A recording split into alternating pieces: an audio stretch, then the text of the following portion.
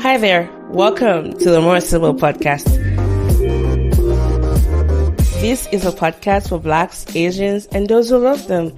I am Mo, and I am your host, ready to spark your curiosity as I take you on this adventurous ride of exploring cultures through the stories of my guests from all over the world.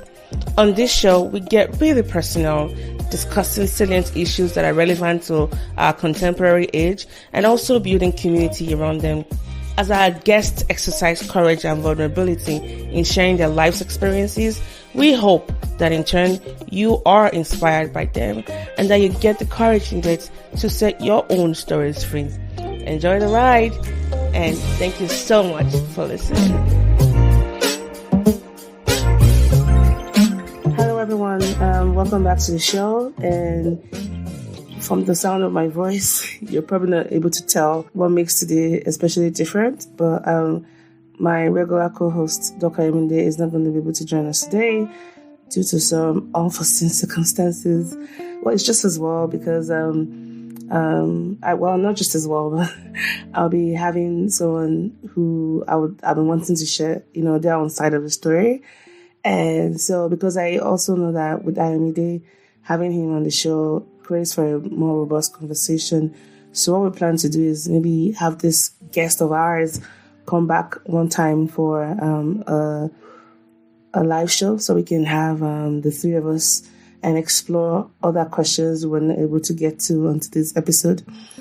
For those joining us for the first time, welcome. My name is Mel. And if you stick to the very end of this podcast episode, there's a surprise waiting for you that you do not want to miss.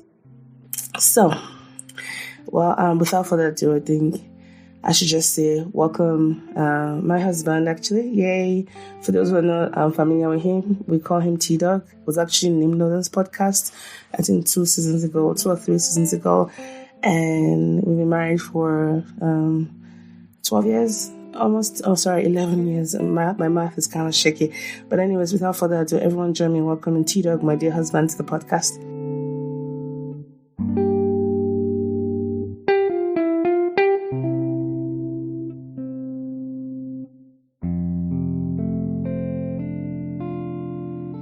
Thank you for the rousing ovation. It's glad to be here. I'm glad to be here. Well, really nice to have you. And shout out to the Popwalas, by the way, Tutu and Mr. Kenny. I actually reached out to them for some questions and I told them you're coming on the show. They're like, oh, it's always nice to have TDawg. So you see, you have fans. I always keep telling you that, but you'll be doing shakara before you come on the show. So today we'll be exploring just like a wonderful aspect of his life and around the theme we've had so far this month. In the month of June, we've been covering topics related to men, and today's topic will be about Father's Day. And for those of you who might not be aware, we finalized the adoption of our daughter 2 months ago. We've actually had her for 2 years before we were able to adopt her. We began as foster parents. And while today's topic will be exploring just, TDawg's experience being a dad and all of the fancy stuff that comes with it, we might not be able to get to the questions about the nitty-gritty of, fostering adoption. We just really want to focus, this story on TDawg alone, and hopefully in future episodes together, we're able to explore additional parts of it. So TDawg, I guess, welcome once again to the show. And I think, first of all, sir, greetings from Salt Lake City. So I hope you've been enjoying Utah. Yeah, kind of between. Why do you always yawn every time you come on the show? I mean, given the fact that it's 11 p.m., it's actually 10 p.m., Utah time, mountain time. Anyways, we're kind of knackered. Again, one of the things about being parents is if you're holed up in a hotel room with a toddler, you have to wait until they go to bed. And so if you hear our voices go down like 2 octaves, it's because we don't want to wake our daughter up. We're all in one hotel room. But before I even go on, we have a promo currently on our Instagram. We would like to sponsor a father-child, date. We began that last year. So go check out our Instagram page at the More Sibyl Podcast to find out how you might be able to qualify for that promo. Well, also TDawg, I have known you for 18 years now, I think. And right? Yeah. So I knew you as a friend, a wannabe French learner. I've known you as a teacher, as a brother, as an advisor. What kind of brother? Silly monkey. Brother in the Lord. A brother in the Lord, yes. As a husband, as a lover. I've seen you as an uncle with your nieces and your nephews. And I've seen you as a son, like that role of a son to your parents. I've seen you even as a nephew to, your uncles, and now as a father. And I think, because I've known you in so many ways, in the past 2 years or so, seeing you as a father, I know you always say kids love you, but I didn't really get to experience that until we began, fostering Ariife. And I just want to say the summation of this is a tribute to you, because I think you're a good father. So I think, first of all, how was your relationship with your father like, and how did it affect your view of fatherhood? I look back at my childhood, and I think my father was present. He was a very strong disciplinarian, and he was a good breadwinner. He tried his best, in the capacity that he could to raise up, godly children and give us a quality education as best as he could and all that. He was also a very strict disciplinarian, and even though most of the memories I have are, being beaten, for not being, the best in my class. When we bring home the report cards, if you guys remember what those, look like. And then compared to your twin brother. And then comparing to your twin, and then comparing to your classmates. Like, there was one time I was fifth, and he was like, so those that were first, they have two heads. I know there was a time that he was doing a little better than me, and then I think he eventually flipped. Maybe he was in secondary school, maybe, but yeah. But, I just remember being, beaten, and at a very young age, I started, I guess that's kind of made me want to be better. I want to be the best, because I knew my dad would beat me if I wasn't, But anyway, just, wrapping it up, I think I'm going on a tangent here. So you said, what was my relationship with my dad? So he was a strict disciplinarian, but he was also very hardworking. Yeah, very hardworking, dependable, a good provider, and he was very prudent with money and all that stuff. So I picked up a couple of things from him. We had some good memories. I still remember to today. He would whistle and call me. The way he whistled. How does it whistle to call you? And then how does it whistle to call Kendi? Like, that's Kendi, and then Taiwo, Tai. Yeah. So yeah, there were some fun times. I remember him also, where he used to work before. We'll go to his office, and then National Portfolio.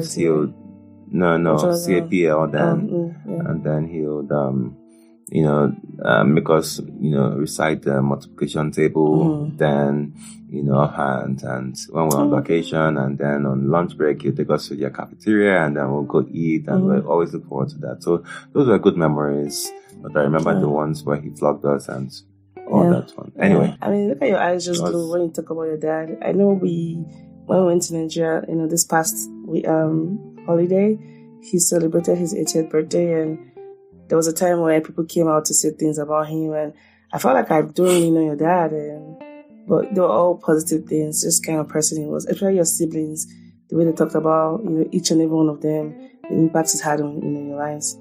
So, I guess you are not strict, but you're quite disciplined. And I guess, what would you say your parenting style is like? How would you describe it?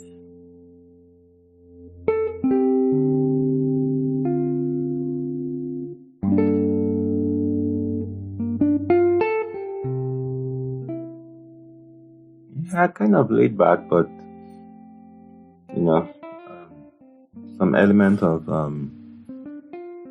I say sometimes you have to be firm, but not always giving in to the request of the child or the toddler and stuff like that,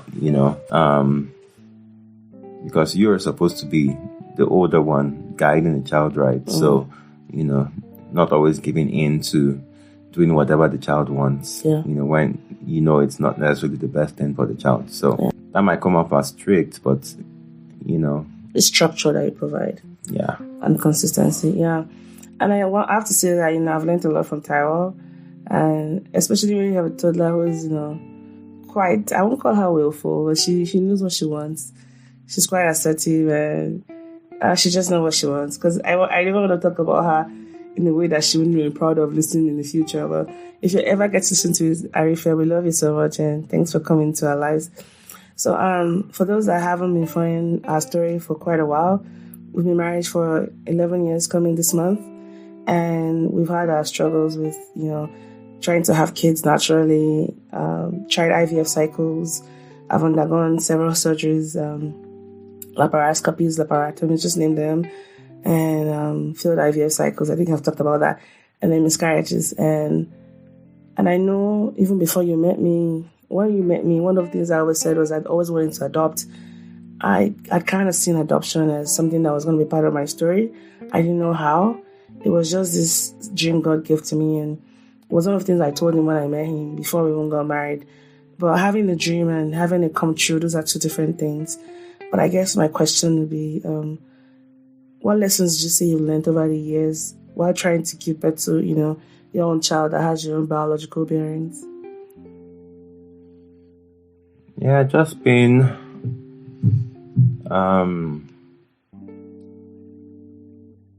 more, I would say, emotionally, working to be more emotionally there, being more kind and more empathetic, I guess, towards people that are going through similar struggles, and not worrying too much about stuff that you can't change, I guess. So thank you. Those are good ones, not worrying too much. So I remember the first time I ever told you about wanting to begin just the plans about adoption. Do you remember? When Austin then, it was after church service, and this group of people had come to church to give some talks about churches getting more involved in fostering and adoption, and they had planned a seminar after service. And per our usual routine, after service, we'll just walk to the car, maybe go to the atrium, say hi to our friends, and then make our way to the car. But I wanted to go for that seminar, and I remember telling you, hey, let's go. And you had this look on your face of just anger, never, almost like adoption, never. And I've never seen you, up until that time, I'd never seen you be so strongly adamant about something and be that strongly against something, because you're not that kind of, you don't express this kind of big emotions. And I knew even as a wife that my wily ways as a wife wasn't going to make you turn around. So I just took you to God and I never mentioned it again. But suddenly, I think 4 years later, you were like, oh yeah, let's try again. I guess my question is, what would you say really made you change your mind about fostering and adoption? Because I have to acknowledge the cultural difficulties, being an African man and where blood ties and all those, your blood is such a big deal, and for good reasons, because we're very, we're open and we're also closed in certain areas. I guess my question for you would be, what would you say made you change your mind about that?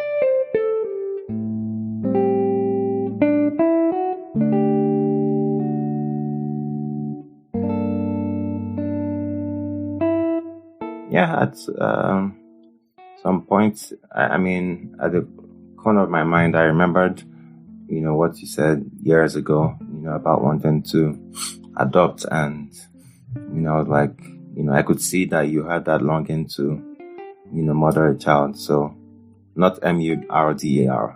Mother. Mother. But anyway, I don't know the same thing. Just kidding. Yeah, so like, sure, let's give it a try and see how it goes. So I guess the lesson here is for wives who might have a strong feeling about this, but their husbands are yet to come on board, is don't rush it, because it came as a surprise when he changed his mind and started. In fact, I'd given up. I wasn't even thinking about doing it again. And even when it came for us to start doing our trainings as foster parents, he was on. I kept reminding me, hey, you need to begin this process. I'd kind of given up about it. So for you to say you really thought I was ready, I mean, it's funny how you're seeing things that I didn't even remember was there. So, but I want to just say thank you, because if not for you giving us the opportunity, I don't know what our story would have been like, I can't even imagine what our story would have been like, but I want to say thank you.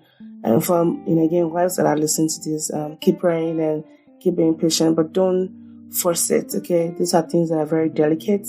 I think just exploring the whys behind the reasoning, and not in a way to manipulate or change it, but just to understand it. I think that will, and take it back to God and pray about it. So we began fostering, and I remember even when the caseworker came to the house, guys, it was a long process. I almost gave up one time. Like, I'm done with all these trainings. They ask you for so many stuff. You do so many trainings, so many paperwork that had to be filed. And because we've lived in different states, every state you had to do all the background checks. But I remember when we now came to the end of the journey, as it were, before they started placing kids in our homes, in our house, rather, there was a question about, do you want to be foster parents or adoptive parents? You remember what you said? Foster, right? It's like foster only. Like, we're not adopting, we're just fostering. And a part of me just laughed, like, I kind of knew that something was going to change along the line. But again, don't force anything. And do you remember the first time you saw Ariife? What was your impression about her when you first saw her? I've not really asked you this question before.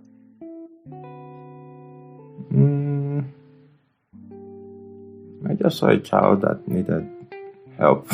Yeah. I have this picture of you guys. You were sitting in the living room on the leather couch, your legs crossed, and you propped her on your feet and you were feeding her. I have that. That's the very first picture I took of you and her together. And I think I should say this. I like the way you just entered that role. Like, it was not like a no-brainer for you, I had some struggles about, the whole mom thing, but I think you were definitely more confident, of course, respectfully doing it, because we know that she still had her first parents in her lives. But so we're not jumping on the mom and dad board yet. But I guess my question for you will be this: for those who think that if you don't birth a child, that is like, if the child is not yours, like when I say yours, like it didn't go through that whole 9 months, pregnancy, it's difficult for you to bond. What would you say helped you? Because you guys you have a special bond that I find, so cute, and sometimes a tad bit jealous about it, because I'm like, dang it, this is really good. Like, and I'll talk about why I think of that, in a bit. But I'm just curious to know, how would you say you guys bonded? Like, what really helped you guys, bond? How did you and Ariife, bond? Same way I bond with children in the hospital. So come on, though. Yeah, I mean, you can't be taking care of. Yeah, just the proud. But so he's a child whisperer. Like, kids love him; they naturally grafted towards him. I not so much, for good reasons. I don't like all kids. I only like the few that I like. So, but sorry, go ahead. I digress. I interrupt. Sorry. Yeah, I mean, children. I mean, I've had experience with kids, at work, taking care of newborns and all that stuff, and kids in the clinic and all that, so, I changed diapers, in the hospital and stuff like that. But that's different. You don't get to take them home. You don't get to, change their diapers, every day, almost. Yeah, I guess I was just in it. Yeah. See, it has that grace.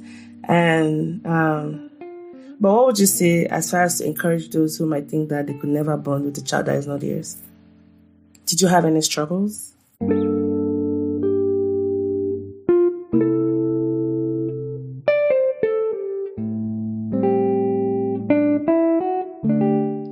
mean, the main thing that at the very beginning, when the whole issue the specific question was bonding. Yeah, but what did you want to say? Yeah, when it got to the point of adoption. Oh, yeah. Of course, in this climate, yeah. Climate. So our child is biracial, by the way, so. She's biracial, but she looks more white than, her other ethnicity. Mm-hmm. Yeah. So, but anyway, yeah, that was the only issue I had, Of course, we still get lots of heads, turning when you're with, with the child. And like, usually it's the other way around. You see a white couple with like a black kid, and obviously that was an adopted child. Yeah. You had to see black folks adopting white kids. So true. Or even black folks adopting. I remember a case of a shout out to Pat Allen. She was a DHS, which is the Department of Human Services, I think. She was very impressed that not even just blacks, but Nigerian immigrants wanting to adopt, because many black kids get sucked in the system, and they try to place kids of the same culture with parents of the same culture, but that's kind of hard. So here's just a plug-in for those who might be able to foster or even adopt, to consider it, because they need more black families to be represented. Remember the first trip we had to Austin when we got her like a month after we got her, and we're in HEB. I remember you had her in front of you, like you had used the baby carry stuff in front of you, and there was this person that was just staring at you and following you around. And it wasn't long after the whole George Floyd incident. I know Ty was so uncomfortable, the stares you were getting, and I didn't realize how much of a big deal it was for you until you started talking about if you were even considering, wanting to go on further in this relationship, So how did you work around that issue? Because you clearly don't have those opinions anymore. I mean, those opinions might still be there, but they're not quite as impactful as they were before. I mean, it's not like one really worked around it. It's still a glaring issue. Yeah. But you just don't pay attention to it. But you obviously, don't let your guards down, and of course, when people see you, I guess if the child, it's just normal psychology. If you see the child being uncomfortable with, someone that you don't think is the father, then you think, oh, maybe this child was adopted or something. You think maybe the child was abducted, but, it's not something that I really think about anymore. So. And I even remember when we went to Nigeria, you were a little bit very uncomfortable taking her with us, because like, oh, she looks so different. But that's a totally different story, but she had so much fun. And we're glad we were able to take her to go see her family. So, my next question would be this. What would you say has been the best thing about, being a father so far through, our process that was a bit unconventional with the whole adoption thing? That was like your first foray into fatherhood. What would you say has been the best thing so far about it? I mean, just seeing her thrive, be happy, hit almost all of our developmental milestones, and I think that's made the whole process worthwhile. So I guess combined with your medical knowledge and some of mine, as well as strong advocacy skills, were able to really advocate for her and make sure she got everything she needed to meet all of those developmental milestones. And I think even kudos to her, because she's super resilient, right? Mm-hmm. She's a child that, talk about just resiliency, and I don't know if I'm ever going to be able to share the story. I hope when she's older we can share it together, because it's not really mine to tell. But if you ever get to listen to it, Ariife, like, you're super resilient, and I hope you always remember that. I guess my question for you will be this. So we started with fostering, and there's so many processes that went from fostering to now realizing that, hey, there's a potential for this child to be adopted. And even when we got that opportunity, it was almost like a year after before we could legally, get her. And I was in nervous wreck, My anxiety was just over the roof. And all this while guys, we're having court meetings, writing court reports, and, interaction with her first parents, and you just see a lot, you hear a lot, and my heart had to go through a lot of transformation. You seem to have been very grounded, and sometimes almost to the point of just frustration for me, because I'm like, why are you so calm? Rome is born in Nero. Like, why are you playing the fiddle? So I guess what made you so confident during those times? And I think, you were quite encouraging on some days, but some days I would have wanted you to be on the same level of despair that I was. But hey, it's okay. But I guess what made you so confident?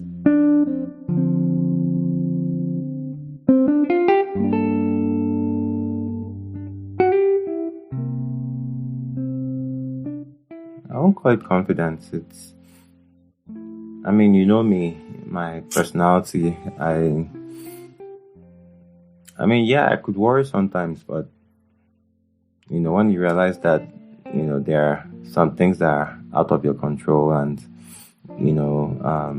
that God's got her best interest in mind, you wouldn't worry about anything. You just be calm and just wait as events unfold. So, well, thank God for you. I remember there's something you said, like, whether it happens or not, or it doesn't happen, we'll be fine. I guess my next question will be, what's the most challenging thing about, this whole process for you? What process? Fathering a child through adoption. Challenging?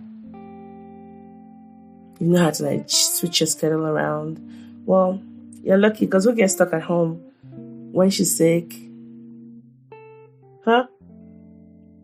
Who's got to work from home, take her to the doctor's office? Of course, you don't have any check. This question should be for me, not for you. Well, I pull my weight too. Yeah, so, I guess when she's sick and stuff like that, schedule's thrown off a bit. Thank God you have a flexible job.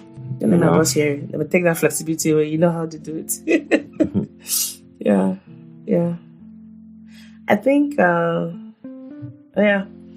I guess even when we have to travel, having to arrange like childcare for some trips that we're not able to take her to, respite, that can be quite difficult, because we don't have our families staying with us. We have friends and community, but people are so busy and they have full lives, so sometimes that can be hard to schedule. Now, one of the things I like about both of you is that you have your thing, you have your rhythm. Like, you do like a little bit of rough play with her, and she knows to come to you when she needs, that tune up. And I like that she's so confident in knowing that you're going to meet her needs. And I think there was one time I said to them, man, I wish you were my daddy growing up, because I can definitely tell how her confidence is going to be quite adequate, even I think a little bit more adequate than usual, just because of the way you are with her. Like, you have this openness, you're kind of in tune. Like, when she hears a car, she goes, "Daddy," and she runs, and anytime she sees Daddy like this, that will just be smiling like only goat. She has style wrapped around her little fingers. Like, I just throw the ATM at her. I guess, and I know I'm second. I'm like, who do you think is the favorite? You or me? Who do you think? I think she does this thing, like, love the one you're with. Whenever she's with me, she makes me feel like I'm the only person in the world. Whenever she's with Tyrell, I think between both of us, she likes both of us. But I guess, it's just cute to see. I just want to put that out there. I like the way you are with her. I like, how you're very patient. You're super patient. Like, even when you lose your cool, I'm always laughing at the way you try to reprimand her. Meanwhile, I've locked her up in, police station in my mind. But you're so gentle. There's a way you correct, without raising your voice, which is really good, because I'm just a Nigerian mom, But what would you say is your favorite thing about her so far? Favorite thing? Yeah. That's a hard one. Oh, silly monkey. She's a happy child. She's super friendly. To a fault. Yeah, and she's seems like a pretty go-getter. She She knows what she wants and she goes for it. So yep. I think that's going to take her very far in life. And her problem-solving skills. Yeah. Yeah. I know I might be a little bit biased, but I think she's super smart. Yeah, she hangs around with very smart people. So yeah, like me, right? Yeah, she's super, super smart. So Ariife, when you ever listen to this, always remember those qualities we've seen in you. We hope that you always remain happy, and your love for people. She genuinely loves people without holding back, and she's also very forgiving. When I lose my cool and I maybe raise my voice at her or just do something she doesn't like, or she even has a boo-boo, she's so quick to forgive and forget. Like, you want to just hug her or tickle her and apologize. That's it. She doesn't hold a grudge. She doesn't. No, she might hold a grudge and come and spank you later if you do something that she doesn't like. But that's just about it. But she's, I guess we're winding down now. But I was curious to know. So, given that she's adoption is transcultural adoption, because we are raising a child who has there's some intersections of our culture that are not part of ours. How do you plan keeping her connected to her kin and culture? The Caucasian part of her, right?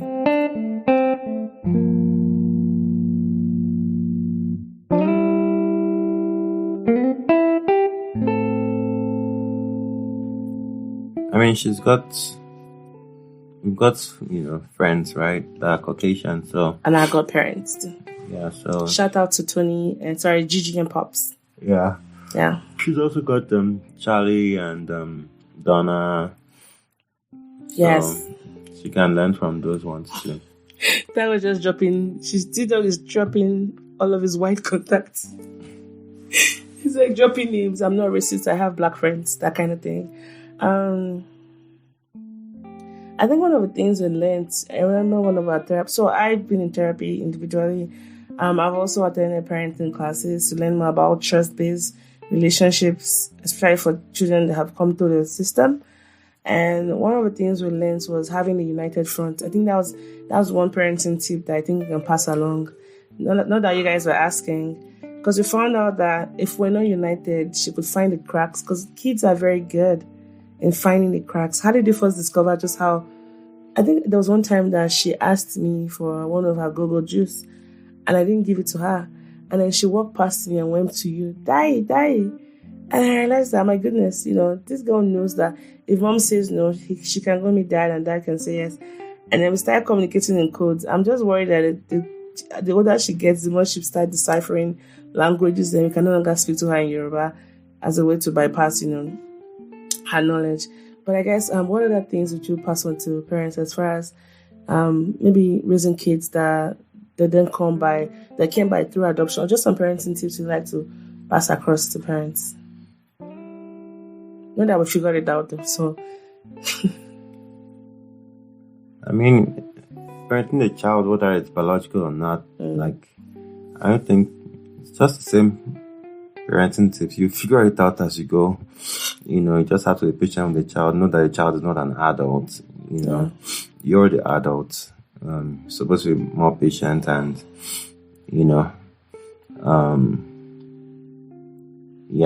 just trust your instincts. But again, if you feel like you're doing things that are not in the best interest of the child, then take a step back and address your actions and your, motives and everything you're doing. Yeah. So, anyway. Okay. What values, what are the three most important values you believe should be imparted to a child from a father? Values impacted to a child by a father. Mm-hmm. I would say this feeling of self-worth, that, she's worthy and, she's loved, and that she can achieve whatever she sets her heart to do. Yeah. So self-worth, loved, and just a grit to get things done. I like that. I think not that I think you said it best. I think definitely I hope that she remains kind, and never lose sense of community. The world is quite a mysterious place, can be full of bad things happening, but I hope that she's not jaded by the bad things and that she's above, kind not just to others but also to herself. So if you could leave a message to Ariife. So our daughter's name is Ariife Oluwa, and in Yoruba it means we have seen the love of God. She had a nickname when we first got her, and so the name we gave her is like an extension of that. And it has the Ari part of it was actually my contribution. And I'd like to give some credit to my Korean sister Sylvia for helping with picking out this name, Ari. And if you Lua is Taiwo's contribution.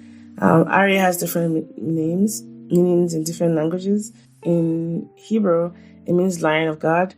In Korean, it's Arumdabdo Yongwonhan Hananime Jinni Anne Inunja, meaning someone who is beautiful and eternal in the love of God.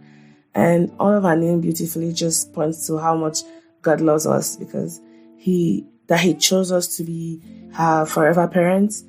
I mean, we don't think that's a coincidence, and we're very, very grateful. I guess my final question will be this: people tend to look at adoption, especially adopting kids, as, oh, you're doing the child a favor. And I strongly beg to differ, because if anything, we are the lucky ones. We feel so blessed that she's a part of our family unit and she's embedded in our story forever. I guess, what are some of the other thoughts you like to put as a counter thought against that argument about how people tend to view adoption? If you could make a correction to those perceptions, what would those corrections be? About how?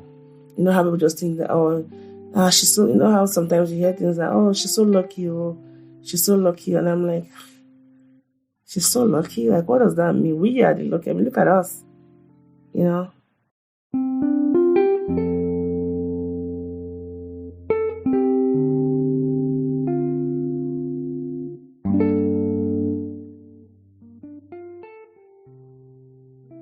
I think it's both ways. I mean, just like marriage, right? Yeah, you're lucky to have been married to me, right? Yeah, and you're equally fortunate to have been married to me. I think it's a mutual thing. She definitely adds to our joy, and she's also blessed to have us as her parents, because we're wonderful people too. Yeah. So, yeah. Are there any thoughts you'd like to share, maybe before we, as we're rounding off and all that? Thoughts about what? Just maybe some questions I've asked so far that you'd like to maybe add some thoughts to, or, yeah. Well, no, just add, just generally is, I mean, parenting is hard, if you're doing it the right way. If you're a parent and, well, you eventually get into a rhythm and, things begin to flow and get better. But, being a parent takes sacrifice, it takes commitment, and, one thing I'll just say is, parents out there, please spend more time with your children and, raise them, in a godly way. And for those that are not, Christians or believers, raise them to be good people, instill, good values and morals in your children. If we had more, parents and more parents doing this, I think there'll be less ill in the world. The society will be a better place. Because most of the things we see happening in the world right now, are products of people from broken homes and broken marriages, and I mean, lots of people, aged out of the foster system, bounced from house to house, so you can just imagine the resentment they had, being bounced around towards their parents, the society at large, and those people are more likely to, not be well educated and, do odd jobs and be, in poverty and all that. And guess what? These are the same people that would turn around and commit more crimes and then be institutionalized and all that. So it's kind of like a vicious cycle. We're all in this together. So raise your child, to be kind, to value all lives as equal, and to just try to make the world a better place. Yeah. And I also add to that, we don't believe that everyone is cut out to be a foster parent or adoptive parents, but there's a way we can still be, positive influence in the lives of the children around us. Maybe by proxy, maybe through our family members or our friends. You could be the fun aunt, the mentor, the babysitter. However you can help, please help that. There's this question I really think I have to ask before you go real quick. So, growing up, you probably had an idea about how you wanted your family to be formed. How many kids did you want growing up as a child? Do you imagine you'd have? Yeah, we talked about that one where... Yeah, but they don't know that though. Yeah, I think you said, was it three or four? Yeah. So, how you imagined your family was going to be formed versus how it's currently formed. What would you have to say about that? Are there some things that don't add up yet, or are there some things that are yet to be explored? Is this way better than you thought, or? I mean, it's life. Yeah. It's evolving, so we just move with it and just trust God. Yeah. What kind of dad did you think you wanted to be when you were younger? Do you think you're that kind of dad now?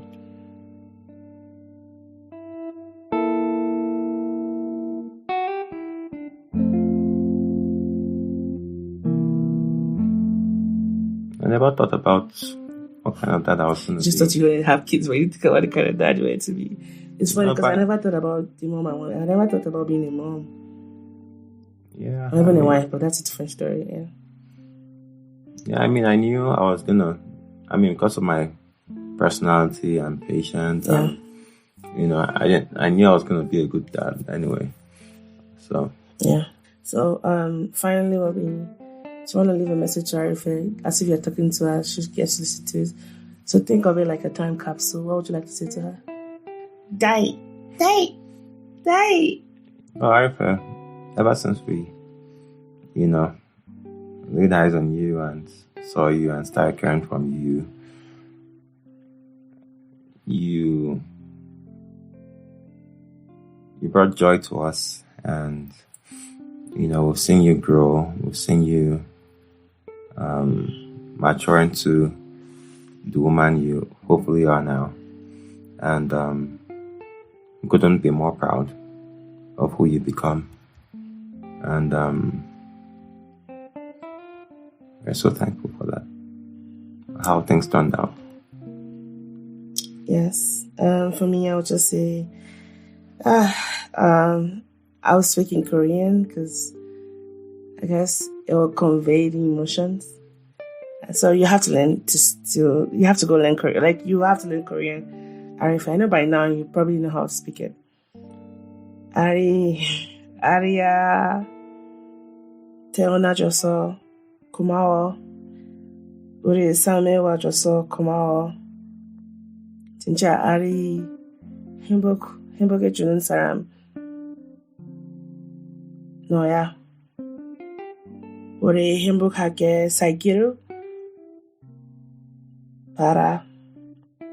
엄마, 아빠는 아리를 너무 사랑해. We love you so much, and Daddy just said, thank you so much for bringing so much joy into our lives. You are our beloved, and there's nothing you'll ever do that'll make us less proud of you. You're more than enough. You're worthy. Like Daddy said, you're worthy. And you always have our love, and we'll always keep you in our hearts. And we love you so, so much. So we hope you always remember that, and you live a happy and a long life. Thanks for being born, and thanks for coming to us. All right, Daddy. Bye. All right. Peace out. Happy Father's Day, TDawg. Thank It's you. your first official one, and look at you. Good to see you. And thanks for coming on the show again. Yeah. Pay me the money. All right, everyone. We hope you liked this episode. And thank you for sticking to the end. If there are more questions you'd like to explore, like for us to explore, please let us know. And you can email us at talktomo@mosibo.com or check out the website www.mosibo.com. We also have our Instagram page at the Mosibo Podcast. And don't forget about our Facebook Father's Day promo. We will be sponsoring a father-child duo on a date anywhere in the world. We're going to just, the participants can be from anywhere in the world. So go check our Instagram page for the promo. Thank you guys and peace out. Bye. Bye. Thank you. Oh, before I forget, as promised, here's a surprise. Enjoy.